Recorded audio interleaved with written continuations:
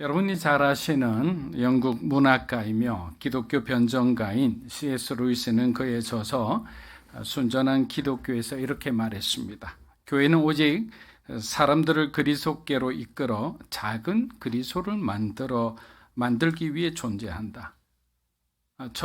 저와 여러분이 작은 예수가 되는 거예요. 일을 하지 않는다면 건물도 성직자도 설교도 심지어는 성경까지도 시간 낭비에 불과하다. 조금은 극단적으로 얘기했지만 그만큼 하나님의 성도된 우리가 가야 할 어떤 방향을 보여준 것이라 생각합니다. 그는 교회와 성도의 존재 목적은 결국에는 사람들을 이끌어 잘 양육해서 주님을 이렇게 따르는 그 제자로 만드는 것이다라고 얘기하고 있습니다. 사랑하는 여러분, 우리가 누군가에게 선한 영향력을 끼치기 위해서는 여러 가지 방법이 있겠지만 먼저 격려하는 사람이 되었으면 합니다. 칭찬하고 격려하는 사람은 사람을 세울 수가 있죠. 근데 항상 뭔가 그 사람의 단점만 먼저 보이는 사람은 부정적으로 계속 얘기를 하다 보면 건강한 사람도 그 부정적인 말에 의해서 영향을 받을 수밖에 없습니다. 물론 잘못된 것은 아프더라도 정확하게 지적해 주어야 합니다. 그러나 기독교 양육의 기본은 뭐냐? 바로 그리스도의 사랑인 거예요. 사랑으로 양육하고 사랑으로 섬기고 사랑으로 가르쳐야 되는 거예요. 바울은 그와 같은 삶을 실천하며 살았습니다. 그는 격려의 중요성을 알았고 다양한 방법으로 따르는 제자들이 지도자가 되도록 당근과 채찍을 함께 사용했음을 알 수가 있습니다. 이곳에 계신 여러분들도 좋은 리더이자 팔로우가 되시기를 주의 이름으로 축복합니다. 사도행전 19장 21절입니다. 이 일이 있은 후에 바울이 마게도냐와 아가야를 거쳐 예루살렘에 가기로 작정하여 이르되 내가 거기 갔다가 후에 로마도 보아야 하리라 하고, 바울은 누구보다 숱한 어려움과 난관을 경험한 사람이었습니다. 그럼에도 불구하고 그의 꿈은 멈추지 않았어요. 바울은 당시 세계의 중심지인 로마를 향해 가고자 하였습니다. 그가 로마도 보아야 하리라는 이 고백은 로마까지도 가겠다는 그의 굳건한 의지입니다.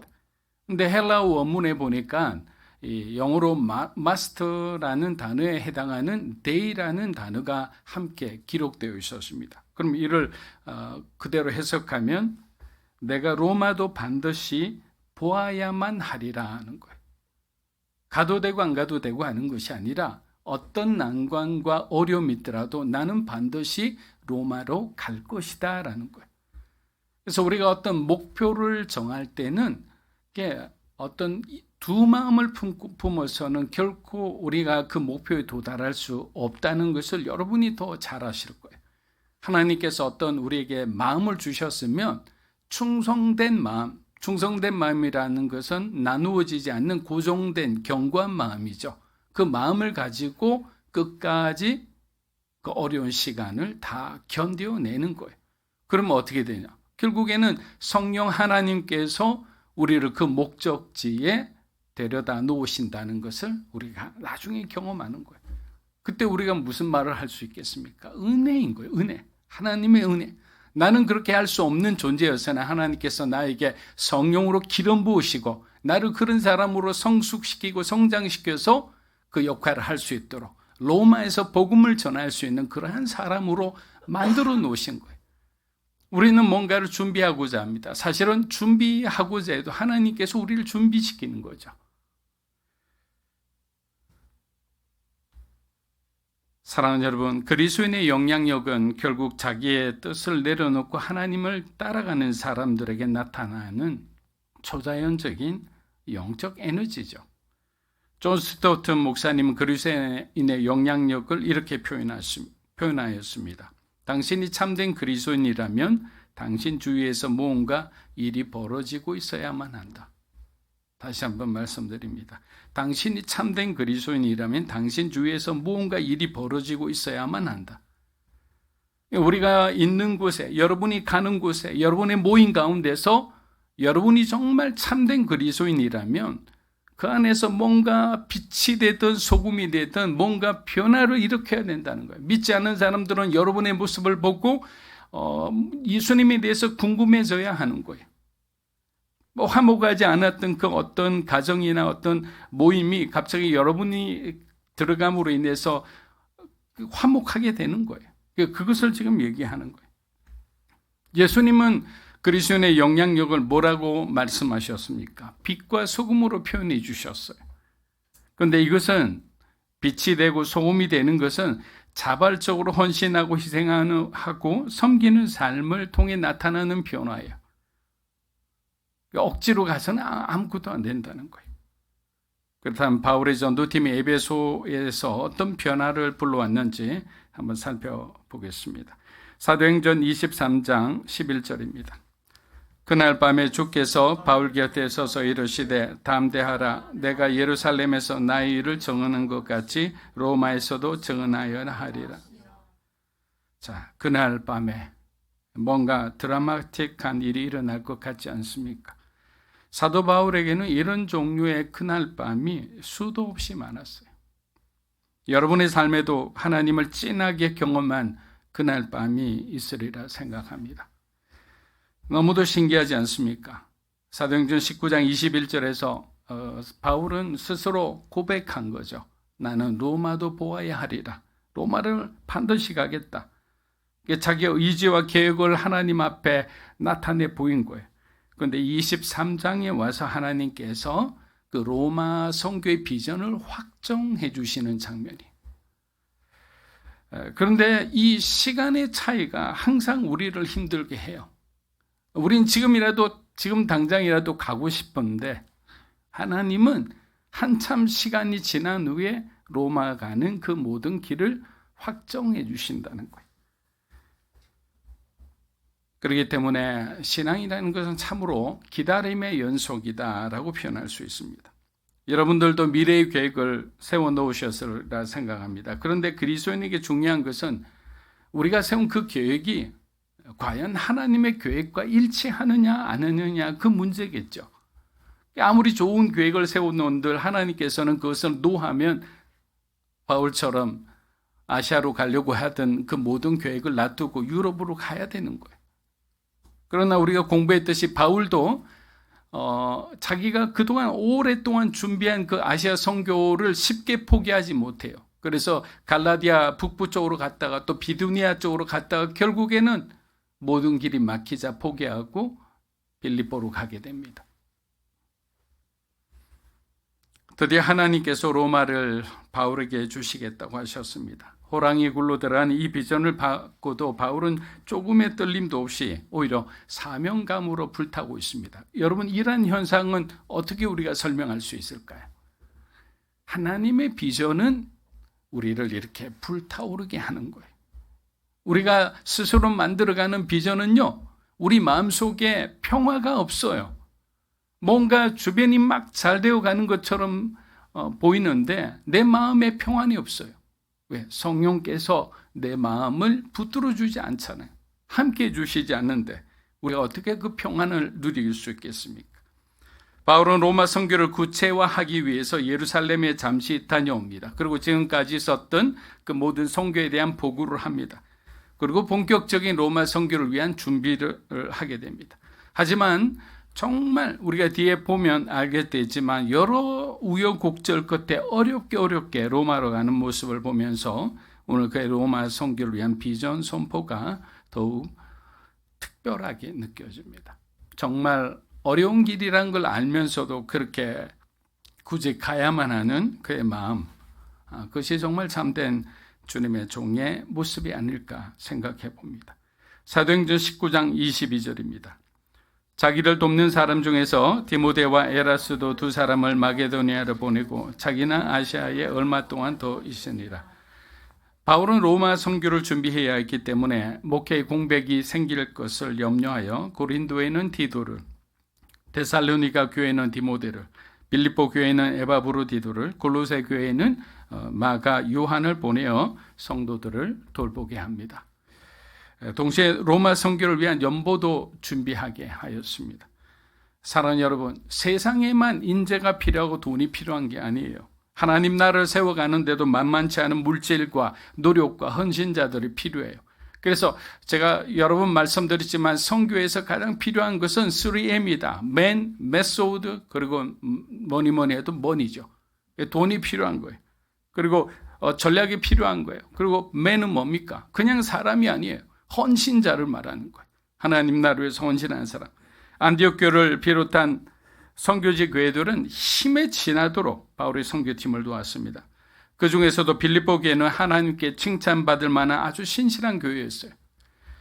여러분, 한두 번은 누구든지 도와줄 수 있어요.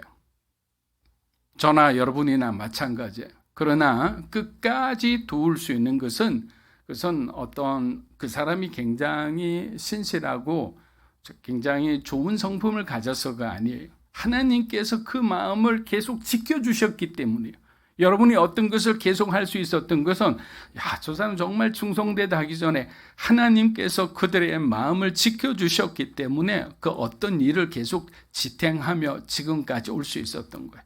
여러분, 시골에서 목회하시는 분, 낙도에서 목회를 하시는 분, 2명, 3명 다 할아버지 할머니들, 희망이 없는 그런 목회인데도 왜 보람 있게 나름대로 그 어려운 생활을 버티면서 살 수 있을까요? 갈 곳이 없어서 그런 게 아니에요. 하나님께서 그 비전을 주셨고, 그리고 그 어려운 가운데서도 그 부부의 마음, 목회자 부부의 마음을 지켜주셨기 때문에 버틸 수 있는 거예요. 그래서 우리는 항상 하나님의 도우심을 구해야 됩니다. 하나님 자신이 없습니다. 도와주셔야 됩니다. 내가 의지할 곳은 하나님밖에 없습니다. 라고 그렇게 기도해야 하는 것입니다. 고린도후서 8장 1절 5절을 보면 그 내용을 잘 알 수 있습니다. 우리 함께 길지만 읽어보겠습니다. 형제들아, 하나님께서 마게도냐 교회들에게 주신 은혜를 우리가 너희에게 알리노니 환난의 많은 시련 가운데서 그들의 넘치는 기쁨과 극심한 가난이 그들의 풍성한 연보를 넘치도록 하게 하였느니라. 내가 증언하노니 그들이 힘대로 할 뿐 아니라 힘이 지나도록 자원하여 이 은혜와 성도 섬기는 일에 참여함에 대하여 우리에게 간절히 구하니 우리가 바라던 것뿐 아니라 먼저 자신을 주께 드리고 또 하나님의 뜻을 따라 우리에게 주었더라. 그들이 먼저 자신을 주께 드리고, 우리가 어떤 일을 하려면 하나님과 전혀 다른 객체가 되어서 하는 것이 아니라 우리가 먼저 하나님께 우리 자신을 먼저 드려야 되는 거죠. 우리가 먼저 그리스도 안에 들어가야 되는 거예요. 바울은 전도여행 내내 팀 사역의 중요성을 강조하며 팀 사역의 모델을 아주 입체적으로 잘 보여주었습니다. 여러분 잘 알다시피 목회는 담임 목사 혼자 하는 것이 아닙니다. 성도들과 팀을 이루어 함께하며 서로 공유하고 공생하는 그런 건강한 모델이 되어야 합니다. 하나님 나라를 세우기 위해서는 얼마나 다양한 분야에서 다양한 인재가 필요합니까? 어떤 목회와 신학에 대해서는 여러분들보다 제가 조금 더 잘 알겠죠. 그러나 어떤 세상 일에 대해서는 여러분들이 저보다 훨씬 더 잘 아는 거예요. 그럼 어떻게 될까요? 그 모든 것을 담임 목사라는 이유로 그 모든 것을 제가 주관하고 주도한다. 그러면 배가 산으로 갈 수 있는 거죠. 세상에서 여러분들이 하나님 주신 그 달란트를 가지고 적재적소에 배치하면서 교회는 그렇게 건강하게 굳건하게 그렇게 가야 하는 겁니다. 독불장군은 없어요. 이제는 메가처치가 더 이상 나오지 않는다고 하잖아요. 왜? 작은 교회들의 반란이 시작되어야 되는 거예요. 150명, 100명 되는 교회가 작은 교회가 아니라 그들 교회를 어떻게 부르느냐? 강소교회라 부르는 거예요. 강하고 작지만 강하고 굳건한 교회. 그런 교회들이 정말 마치 인해전술하듯이 곳곳마다 이렇게 부흥하기 시작하면 그거야말로 정말 건강한 교회가 되죠. 그런데 그렇게 평화롭던 에베소에 큰 소동이 일어났습니다. 이 소동이 일어나기 전까지는 에베소가 완전히 바울의 선교팀에 평정되어 있었어요. 영적으로. 왜 어떤 소동이 일어났느냐? 그 아데미 여신 모형을 만들어 팔던 장사꾼들, 그 장사꾼의 지금으로 말하면 노조 같은 것들이죠. 그 자기들의 모임에서 이제 이건 안 되겠다. 더 이상 우리 수입이 줄어서 안 되겠다. 바울과 그 전도팀을 쫓아내야 되겠다 이렇게 생각하고 소동을 일으킨 거예요. 에베소 사람들이 예수님을 믿고 난 뒤부터 우상을 거부하기 시작했던 거예요. 왜냐하면 예전에는 우상을 가지고 있으면 복을 받는다 했는데 바울의 가르침은 너희들은 그 가짜 우상, 사람이 만든 우상에게 속지 마라. 그 우상은 너희들에게 아무것도 갖다 주지 않는다라고 얘기했기 때문이에요. 그러니까 바울의 가르침을 믿고 바울이 일으킨 기적을 보고 놀랐던 사람들은 당연히 바울의 가르침에 복종할 수밖에 없었던 것입니다. 그런데 도대체 어느 정도 수입이기에 폭동을 일으킬 정도인지 우린 지금 감이 잘 안 오잖아요. 근데 매년 에베소에 5월이 되면 아르테미스 신전에 엄청난 인파가 몰린다고 합니다. 에베소에는 2만 5천 명이나 되는 사람을 수용할 수 있는 극장도 있었어요. 세계 각국의 사람들과 에베소 시민들이 매일 와서 마치 유대인들이 성전을 찾아 제사를 드리듯이 제사를 드리고 그리고 돌아가면서 그 세공 기술이 아주 뛰어나서 아주 멋있게 만든 그 아르테미스 모형을 사가지고 집으로 간 거예요. 그러니까 거기서 나오는 엄청난 그 어떤 재물들이 결국에는 거기 있는 사람들과 이렇게 나누어서 자기들이 가져갔는데 이제는 뭐 예를 들면 50%, 30%밖에 툭툭툭 떨어지는 거예요. 그런데 누가는 뭐라고 얘기했느냐면 이 소동의 원인을 주의 도를 전했기 때문이다 합니다. 복음을 전했기 때문이다 이렇게 하죠. 그런데 여러분 근본적인 원인은 사실 경제적인 이유 때문이죠. 이런 소동이 벌어진 것은 자기들의 어떤 수입이 줄어서 소동을 벌이게 된 거죠. 그러나 배경을 살펴보면 에베소 사람들이 복음을 듣고 변화되었기 때문이에요. 그래서 그리스도인은 이렇게 세상에 영향력을 끼치는 사람들이잖아요. 바울의 선교팀이 들어가서 그 사람들을 그냥 통째로 변화시켜 버린 거죠. 더 이상 이제 우상이 자기들에게 도움이 되지 않는다는 걸 깨달은 거예요. 오래전 뉴욕 타임스지에 실린 여러분 잘 아시는 빌리 그레엄 목사님에 대한 어떤 평가 기사가 난 적이 있습니다. 거기에 이렇게 적혀 있었습니다. 역대 어느 대통령 몇 사람을 합친 것보다 빌리 그레엄이 우리 사회에 끼친 영향력은 지대하였다 이렇게 냈습니다. 그로 말미암아 수많은 가정이 살아났고 수많은 부부관계가 회복됐고 탈선했던 수많은 청년들이 다시 교회로 돌아오기 시작했다라고 했습니다. 여러분 뉴욕타임스지는 뭐 교회와 전혀 관계없는 곳이에요. 근데 거기서도 중에서 세상에 있는 사람들이 보기에도 빌리 그레엄 때문에 수많은 가정들이 회복되는 걸 보았던 거예요. 그렇다면 이들을 변화시킨 힘은 어디서 나온 것일까요? 이것은 하나님의 사람에게서 나오는 영적인 힘입니다. 여러분 빌라도가 예수님을 바라보았을 때 예수님의 권위에 그냥 눌려서 말도 못했다고 자기 스스로든 빌라도의 어떤 보고서에 그렇게 나와 있어요. 정말 평범하게 생긴 사람인데 말을 할 수 없을 정도로 압도되는 그런 어떤 힘 가운데 자기가 아무 말도 할 수 없었다. 그게 바로 영적인 권위에서 나오는 힘입니다. 저는 여러분들이 그리스도인으로서 하나님 주시는 그 성령의 어떤 능력을 가지게 되기를 주의 이름으로 축복합니다. 마지막 시대는 우리가 능력을 가지지 않으면 안 되는 거예요. 이 영적인 영향력이 어떻게 됩니까? 많은 사람들에게 영감을 주죠. 그 사람들로 하여금 죄를 회개하고 그리스도께로 돌아오게 하는 거예요. 여러분 만일 BTS 멤버 중 한 사람이 신실한 그리스도인이에요.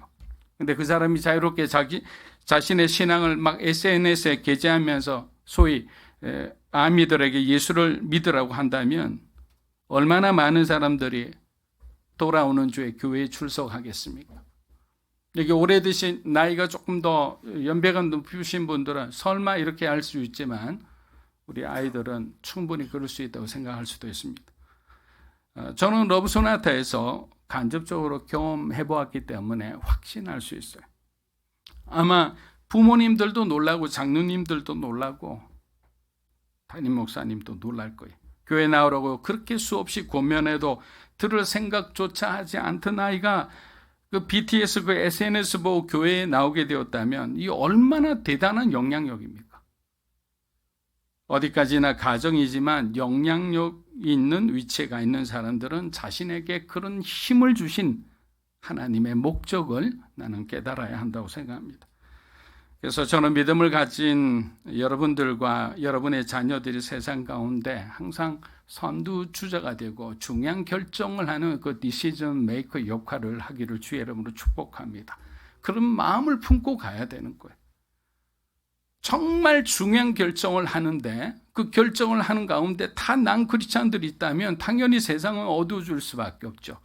반그리스도적인 어떤 분위기를 형성할 수밖에 없어요. 그런데 정말 결정적인 그 결정을 하는 사람이 그리스도인들이라면 당연히 아무리 압력이 있더라도 하나님이 기뻐하시는 결정은 하지 않을 거예요.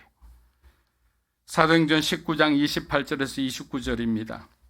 그들이 이 말을 듣고 분노가 가득하여 외쳐 그다 에베소 사람이 아데미야 하니 온 시내가 요란하여 바울과 같이 다니는 마게도니아 사람 가이오와 아리스토가를 붙들어 일제히 연극장으로 달려가는지라.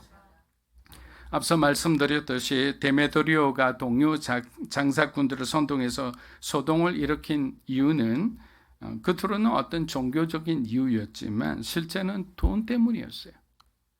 그들에게 진짜 신은 아르테미스가 아니라 돈이었습니다. 어리석은 사람들은 이렇게 선동에 약합니다.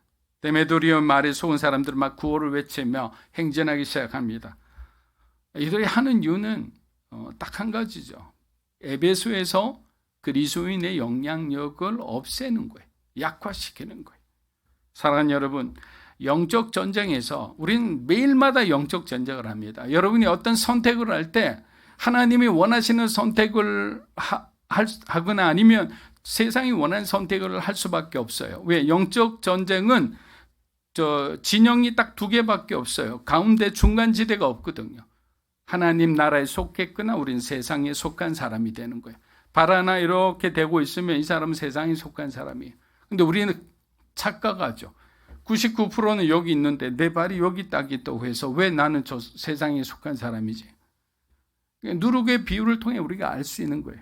이미 세상에 1%든 2%든 우리가 몸을 담았다면 우리도 모르게 서서히 우리가 세상에 의해서 변질되어 간다는 것을 느끼게 되는 겁니다. 그래서 무서운 거예요. 그래서 영적 전쟁할 때는 절대로 낙심해서는 안 됩니다. 사단은 그리스도인의 마음을 공격하여 우리로 하여금 낙심하게 하는 거예요. 그런데 재미있는 것은 낙심이라는 단어입니다. 원어로는 내부에서 악한 것이 나오다라는 뜻인데 영어로 뭐라고 표현했냐면 낙심은 lose heart라고 했어요. 그러니까 낙심은 우리의 마음을 잃어버리는 거예요. 마음을 잃어버린다는 것은 뭔가 이렇게 우리가 담아둘 그런 어떤 것이 없어요. 그러니까 마음대로 행동하는 거예요. 방황하는 거예요. 사단은 성도들을 이렇게 낙심시켜 무력화시켜 버리는 거예요. 이런 사실을 우리가 안다면 절대로 어떤 일이 있더라도 우리 마음을 놓치는 그런 일은 없어야 되는 거예요. 그래서 어떤 마음이 막 흔들리고 그냥 내 마음대로 살고 싶은 그런 어떤 극단적인 생각이나 마음이 들 때는 항상 우리가 분별해야 되죠. 이 마음이 하나님께서 주신 것인가 아니면 세상이 내게 주는 건가. 그러니까 세상이 주는 거라면 아무리 내가 지금 어려운 환경에 있더라도 내 마음이 잃어버리지 않도록 노력해야 된다는 거예요. 시편 42편 5절에 아주 잘 나와 있습니다. 우리 한번 읽어보겠습니다. 내 영혼아 내가 어찌하여 낙심하며 어찌하여 내 속에서 불안해하는가. 너는 하나님께 소망을 두라. 그가 나타나 도우심으로 말미암아 내가 여전히 찬송하리라. 자, 뭐라고 되어 있습니까? 낙심하여 어찌하여 내 속에서 불안하. 낙심하는 사람은 계속 불안하고 초조한 거예요. 염려와 걱정 가운데 그냥 쌓여 있어요. 그때 뭐라고 얘기합니까? 시인은 하나님께 소망을 두라는 거예요. 왜 자꾸 세상을 바라보고 사람을 보고 그 사람에게 상처를 받고 세상에게 배신을 당하고 세상에게 상처를 받느냐? 너의 인생은 하나님께 소망을 두고 살아가는 인생이라는 거예요. 여러분 믿으십니까? 하나님께 소망을 두고 살아갈 때 하나님께서 그것을 견딜 수 있는 힘을 주시는 거예요. 근데 우리가 자꾸 세상을 벗고 우리의 마음을 세상에게 열어놓으면 하나님 우리를 돕고 싶어도 도울 수가 없는 거예요. 다시 한번 부탁드립니다. 어떤 경우에도 낙심하지 말고 불안해하지 말고 하나님께 소망을 두는 믿음으로 사는 성도들이 되기를 주의 이름으로 축복합니다. 사도행전 19장 32절에서 34절입니다. 사람들이 외쳐 어떤 이는 이런 말을 어떤 이는 저런 말을 하니 모인 무리가 분란하여 태반이나 어찌하여 모였는지 알지 못하더라. 유대인들이 무리 가운데서 알렉산더를 권하여 앞으로 밀어내니 알렉산더가 손짓하며 백성에게 변명하려 하나 그들은 그가 유대인인 줄 알고 다 한 소리로 외쳐 이르되 그다 에베소 사람의 아데미아 하기를 2시간이나 하더니.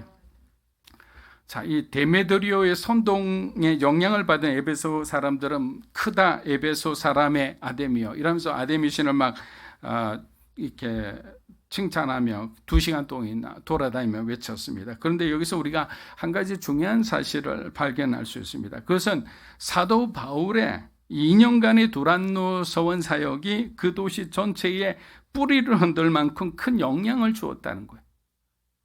여러분, 교회가 크다고 사람이 많다고 그 교회가 영향이 큰 것은 아니죠.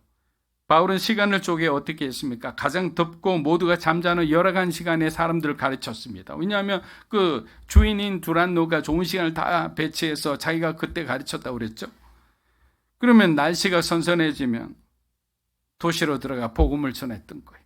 쉼 없이 열정적으로 바울은 2년 동안 두란노 서원에서 가르치고 에베소 도시를 돌아다니면서 기적을 행하고 또 생명의 말씀을 전했던 거예요. 사랑하는 여러분, 이곳에서 우리가 얻을 수 있는 교훈은 우리가 뭔가 주변의 어떤 사람들의 수와 함성의 크기를 크게 우리가 미혹돼서는 안 되는 거예요. 결국에는 끝까지 우리에게 주신 그 하나님의 그 말씀, 우리에게 주신 그 사명의 말씀, 그걸 갖다가 우리가 붙들고 그렇게 하나님의 뜻을 따르며 나아가야 하는 거예요. 그렇지 않으면 아무리 신실한 그리스도인이라도 깨어있지 않으면 우리는 한순간에 넘어질 수 있기 때문입니다. 사도행전 19장 37에서 39절입니다. 신전의 물건을 도둑질하지도 아니하였고 우리 여신을 비방하지도 아니한 이 사람들을 너희가 붙잡았으니 만일 데메드리오와 그와 함께는 직공들이 누구에게 고발할 것이 있으면 재판 날도 있고 총독 날도 있으니 피차 고소할 것이요 만일 그 외에 무엇을 원하면 정식으로 민회에서 결정하니. 자, 말씀을 마무리하겠습니다. 에베소의 서기장은 매우 지혜롭고 대중 통제에 능숙한 사람이었어요. 서기장이 회중을 해산시키자 누구 하나 불만 없이 누그러진 마음으로 돌아갔어요. 여러분, 이 말은 뭐냐? 성경에 나와 있듯이 대부분의 사람들은 이 집회가 무슨 집회인지도 모르고 사람들이 그냥 선동을 하니까 군중심리로 따라와서 아데미시네 이렇게 한 사람이에요. 근데 바울은 들어가서 거기서 복음을 전하려고 했어요. 왜? 사람이 많으니까. 근데 주변에서 다 말리는 거예요. 왜? 이 사람들은 빈 영혼들이었어요. 준비가 안 된 사람들이었어요. 이 사람들에게 그냥 복음을 전하다가는 어떤 해를 당할지 모르는 거예요. 결국 이 해프닝으로 끝난 이 모든 것은 정말 순식간에 거품처럼 사라집니다. 여러분, 참된 것은 오래 남아요. 그리고 그것이 오래 기억됩니다. 그러나 거짓된 것은 거품처럼 사라져버리는 거예요. 죽정이와 우리가 알곡을 구분할 때도 있잖아요. 죽정이는 어떻게 됩니까? 하나님의 불이 확 하고 타오르는 순간에 순식간에 타버립니다. 존재 자체가 없는 거예요. 요한계시록 2장 4절을 보면 에베소 교회에게 주께서 책망할 것이 하나 있다고 했는데 그것이 뭡니까? 첫사랑을 잃어버린 거죠. 요한계시록 2장 4절에서 5절입니다. 그러나 너를 책망할 것이 있나니 너의 처음 사랑을 버렸느니라. 그러므로 어디서 떨어졌는지를 생각하고 회개하여 처음 행위를 가지라. 만일 그리하지 아니하고 회개하지 아니하면 내가 내게 가서 내 촛대를 무시무시한 말씀이죠. 주님은 에베소 교회에게 잃어버린 첫사랑의 회복을 말씀하고 계십니다. 사랑하는 여러분, 저와 여러분이 주님을 처음 만났던 그 시절을 한번 떠올려 보십시오. 그리고 지금 우리가 그때 주님이 우리에게 주신 그 사랑을 가지고 우리가 지금 살아가고 있는지 아니면 우리가 그 사랑을 너무 일상의 삶 가운데 지쳐서 그냥 어디 방구석 어디에다가 집어넣어 놓고 지금은 그냥 그 첫사랑을 기억 속에 있는 첫사랑만 가지고 살아가고 있지는 않은지. 근데 여기서 그리스도인의 영향력은 어디서 딱 구분이 되느냐면요. 그 첫사랑을 가지고 살아가는 사람에게는 그 사랑이 주변을 전념시킬 수밖에 없어요. 왜? 그 사랑으로 뿜뿜하잖아요. 그냥 계속 흘러나오잖아요. 근데 첫사랑이 없어요. 그냥 기억만 해요. 아, 나는 그래도 구원받았겠지. 모르는 얘기입니다. 성경 읽기로 우리 유명한 로버트 맥체인 목사님이 이렇게 말했습니다. 나 자신을 한 번 볼 때마다 그리스도를 10번 봐야 한다. 내가 그리스도를 바라보면 볼수록 그를 향한 나의 사랑과 헌신은 더욱 강해진다. 우리가 자꾸 우리 생각, 우리 아이들 생각, 직장 생각, 사업 생각 이거를 여러분이 한 번 했으면 성경을 보든지 기도를 하든지 묵상을 하든지 주님을 10번 생각해야 그나마 내가 내 신앙을 지키고 오히려 주변에게 영향을 끼친다는 거예요. 그런데 우리는 계속 나만을 바라봅니다. 또 때로는 다른 타인만을 바라보죠. 근데 이분은 이분의 삶의 고난을 통해 발견한 것이 뭐냐면 그리스도를 바라보며 살아가는 삶이 되는 거예요. 그리스도를 중심으로 살아가는 삶이 가장 안전하고 가장 중요한 삶임을 우리에게 알려주는 거예요. 며칠 전 정말 YTN인지 어디인지 모르겠는데 뉴스를 보다가 거기에다가 참 저 사랑을 잃어버린 대가가 너무도 무섭구나라는 생각이 들었습니다. 과거 그렇게 부흥했던 유럽의 교회들이 지금은 보니까 카페가 되고요. 나이트클럽에 팔렸고 최근에는 이슬람 사원으로 변했다고 합니다. 교회의 타락과 추락을 바라보는 주님의 마음이 얼마나 아프셨을까요? 지금 저와 여러분은 자신보다 그리스도를 10번 이상 보고 계십니까? 타락하기 싫으면, 추락하기 싫으면 그렇게 할 수밖에 없는 거예요. 에베소 교회를 향한 준엄한 주님의 말씀을 가슴에 새겼으면 합니다. 저는 믿음으로 사는 교회가 성장해서 주님의 마지막 때를 준비하는 교회가 되었으면 합니다. 그리고 이곳에 계신 여러분들은 성령으로 충만한 사도행전적 그 믿음과 용기를 가지고 세상에 선한 영향력을 끼치게 되시기를 주의 이름으로 축복합니다.